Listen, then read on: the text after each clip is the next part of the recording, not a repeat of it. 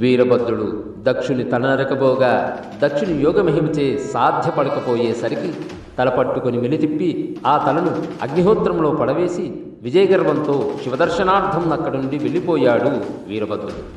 తదుపరి అక్కడ అంతా భీభత్సం, ఏడుపులు, పెడబొబ్బులు. ఎక్కడి వారక్కడ పారిపోగా అక్కడున్న కొందరు ఆలోచనలో పడి ఆ యజ్ఞం పరిసమాప్తి కొరకు సమాలోచన జరిపారు.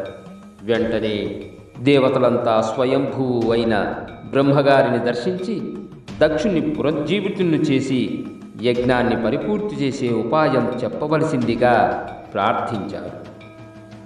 తన పుత్రుడైన దక్షుని కొరకు దుఃఖిస్తున్న పితామహుడు ఉపాయం తోచక దేవతలతో కూడి శ్రీమన్నారాయణుని సందర్శించి విషయాన్ని విన్నవించాడు.